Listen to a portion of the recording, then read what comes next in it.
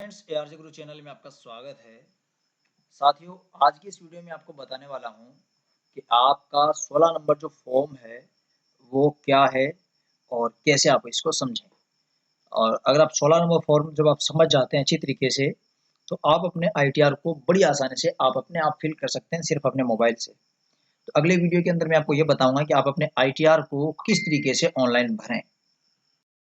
लेकिन इससे पहले आपको ये समझना ज़रूरी होता है कि आपका 16 नंबर फॉर्म जो है, फॉर्म नंबर 16 है, ये क्या है और ये किस तरीके से आपके इसके सारी डिटेल है वो भरी हुई है। एक-एक आप जब समझ लेंगे तो आपके लिए बहुत आसान हो जाता है आईटीआर भरना। देखिए, ये 16 नंबर फॉर्म जो है उसका पहला पेज यहाँ पे मैंने बताया है और यहाँ पर आपको आपका जो एम्प्लॉयर है, जिसके अंडर में आप सर्विस कर रहे हैं, उसका एड्रेस आपको यहाँ पे मिलता है। और इस साइड के अंदर आपको आपका खुद का एड्रेस, नाम और आपका एड्रेस जो है वो आपको यहाँ पर मिलता है। उसके बाद में यहाँ पर पेन ऑफ डिडक्टर जो है, यहाँ पर आपके जो डीडीओ हैं उनके पेन नंबर यहाँ पे शो होते हैं और यहाँ पे उनके 10 नंबर जो होते हैं वो शो होते हैं। और यहाँ पर पेन नंबर ऑफ एम्प्लॉय में आपके पेन नंबर होते हैं और यहाँ पर आपके जो रेफरेंस नंबर जो एम्प्लॉयर के द्वारा जो अवेलेबल करवाए जाते हैं वो शो होते हैं। उसके बाद में यहाँ पे जो टीडीएस एजेंसी जो जो भी आपके लगता है, जैसे यहाँ पे जयपुर है, टीडीएस का जो सेंटर है उसका एड्रेस होता है। असेसमेंट ईयर यहाँ पे होता है। देखिए, असेसमेंट ईयर क्या होता है? असेसमेंट ईयर वित्तीय वर्ष का अगला वर्ष असेसमेंट ईयर होता है। जैसे यहाँ पे ये जो 16 नंबर फॉर्म है, ये वित्तीय वर्ष 2018-19 का है। तो 18-19 का है तो यहाँ पे असेसमेंट ईयर 19-20 होगा।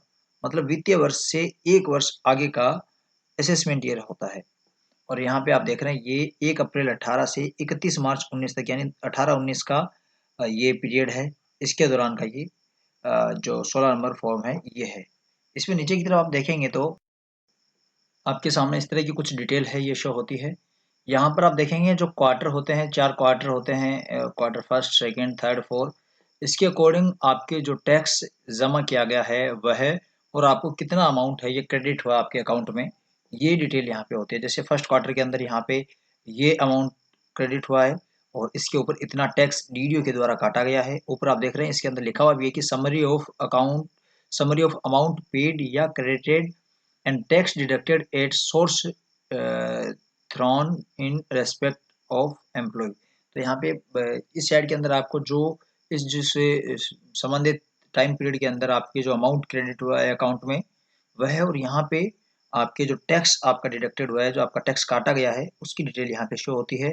और यहाँ पे अमाउंट ऑफ टैक्स डिपॉजिटेड, यानी जितना अमाउंट यहाँ पे ये बताया गया है यही अमाउंट आपके डीडीओ के द्वारा टैक्स ये जमा करा दिया गया है। देखिए यहाँ पे पूरे साल भर के अंदर यहाँ पे जैसे कि 5,38,548 रुपये तो अकाउंट में क्रेडिट हुए हैं और यहाँ पे 9,347 रुपये का यहाँ पे इनके टैक्स काटा गया है। और यहाँ पर अब अगला इसका अगला जो कॉलम है ये है detail of tax tax deducted and deposited in the central government account through book adjustment. तो यहाँ पे ये आपके जो मंथ वाइज हर महीने के अकॉर्डिंग आपके जो टैक्स काटा गया है उसकी डिटेल है। यहाँ आपके इस कॉलम के अंदर जो डीडीओ हैं उनके सीरियल नंबर हैं 24G के और यहाँ 24G के रिसिप्ट नंबर हैं। और यहाँ पे जो आपके ये जो टैक्स ट्रांसफर हुआ है उसकी डेट है। और इस तरीके से यहाँ पे ये फाइनल हो चुका है। ये आपके यहाँ पे टैक्स डिडक्टेड की हर महीने वाइज की देखिए यहाँ पे 31 मई को, देखिए इस तरीके से देख सकते हैं 31 मई को 500 और 500 रुपये यहाँ पे आपके टैक्स के रूप में जमा हुए हैं। फिर 30 जून को 500 रुपये हुए हैं, 31 जुलाई को यहाँ पे 500 रुपये हुए हैं। इस तरीके से आप देख सकते हैं ये आपके किस महीने में टैक्स के कितने रुपए काटे गए हैं। अगला पेज जो है इसके अंदर आप यहाँ पे देख सकते हैं कि ये यही डिटेल है, जो महीने के जो आपकी टैक्स की डिटेल है ये यहाँ पे दी गई है। यहाँ पे 13 इसलिए हो गया कि एक महीने के अंदर दो बार भी यहाँ पे जैसे टैक्स जमा हुआ आप देख रहे हैं। यहाँ पे पिछले पेज के अंदर देखा था कि कुछ एरियर अमाउंट था उसका भी था। तो इस तरीके से यहाँ पे कि आपके जो हर महीने जिस तारीख को आपका टैक्स काटा जाता है उसकी डिटेल यहाँ पे शो होती है। अगला है यहाँ पे detail of tax deducted and deposited in the central government account through challan. अगर आपने चालान के जरिए अगर पेमेंट या फिर टैक्स जमा कराया हो तो उसकी डिटेल यहाँ पे शो होती है। जैसे कि जिस एम्प्लॉय का मैं बता रहा हूँ उन्होंने चालान के जरिए यहाँ पे पेमेंट नहीं किया है, टैक्स जमा नहीं करवाया है, इसलिए यहाँ पे ये ब्लैंक शो हो रही है। उसके बाद में आपके जो डीडीओ होते हैं, आहरण वितरण अधिकारी होते हैं, उनके द्वारा वेरिफिकेशन होता है। यहाँ पे उनका नाम होता है, उनके फादर नेम होता है, और वो जिस पोस्ट पे होते हैं उन पोस्ट का नाम होता है, और यहाँ पे उनका प्लेस और डेट के साथ वहाँ पे ये सिग्नेचर करते हैं, साइन करते हैं और सील लगती है। यहाँ पे नीचे की तरफ कुछ जो दिशा निर्देश हैं वो आपको यहाँ पे दिए गए हैं। ये तो एक पहला पेज था 16 नंबर फॉर्म का। और इसके बाद में बात करें तो, और ये आपके 16 नंबर फॉर्म जो है उसकी मेन डिटेल, आपकी सैलरी की जो मेन डिटेल है वो यहाँ पे शो होती है पार्ट बी के अंदर। तो पार्ट बी के अंदर यहाँ पे उसी की तरह यहाँ पे इस साइड के अंदर आपका एम्प्लॉयर का एड्रेस होता है, यहाँ पर आपका एड्रेस होता है, यहाँ पे में जो डिडक्टर होता है, एम्प्लॉयर होता है या फिर डीडीओ होता है, उसका पेन नंबर, टेन नंबर, और यहाँ पर आपका पेन नंबर होता है।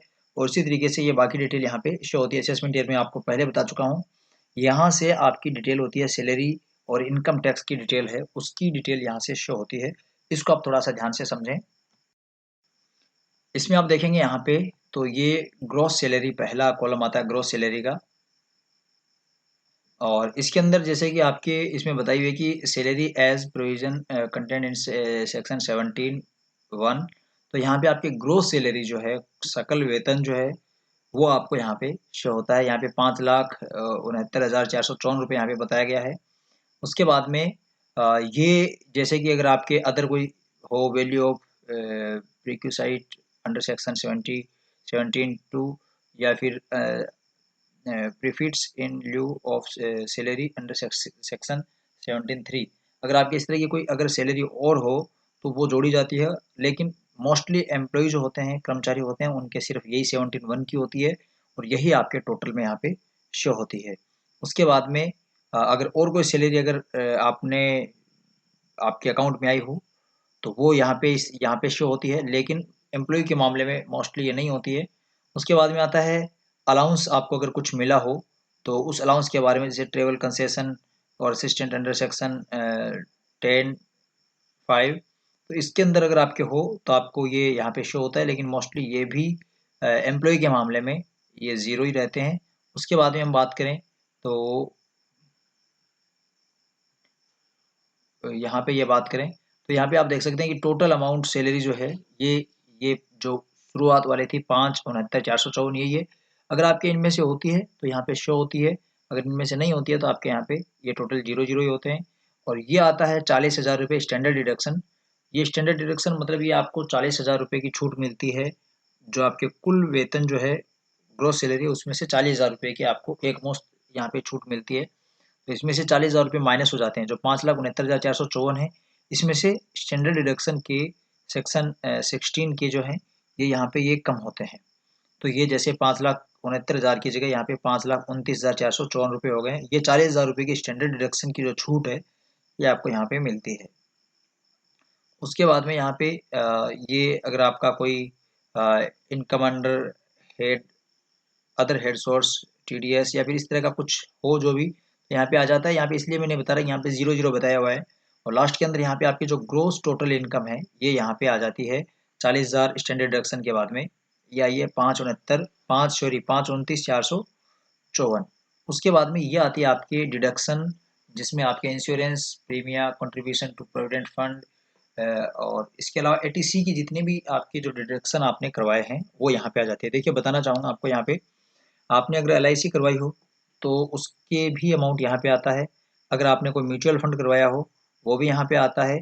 इसके अलावा आपने कहीं जैसे सुकन्या समृद्धि में या फिर इस तरह का कोई भी आपने अकाउंट किसी भी इस तरह के आपने कोई पैसे आपने जमा करवाए हैं जो टैक्स बचाने के लिए आपने करवाए हैं एटीसी के अंदर, उन सभी का जोड़ यहाँ पे आपके शो होता है। कई जो डीडीओ होते हैं वो जो 16 नंबर फॉर्म बनाते हैं, वो इस एक कॉलम के अंदर थोड़ा इसको बड़ा कर देते हैं, सबका अलग अलग लिख देते हैं कि इसके इतने, इसके इतने, वो अलग अलग डीडीओ की समझ है।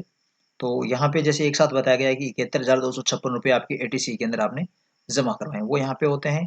और इसके बाद में ये जो अगला यहाँ पे अमाउंट बताया गया है, ये 80CCC जो है, ये पेंशन फंड का है। अगर आप करवाते हैं तो यहाँ पे ये आता है।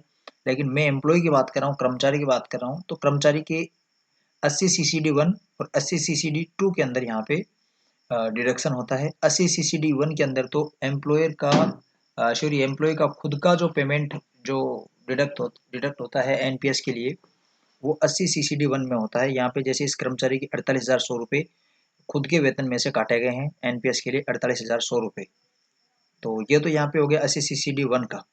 और उसके बाद में यहाँ पे टोटल इसका और इसका मतलब 80C का और 80 CCD 1 दोनों का टोटल यहाँ पे आ गया 1,19,356। उसके बाद में अगला पेज आता है, तो यहाँ पर ये आ गया 80 CCD 2, यानी जितना एम्प्लॉय का अमाउंट डिडक्ट होता है उतना ही गवर्नमेंट भी एनपीएस में जमा करवाती है उसके लिए।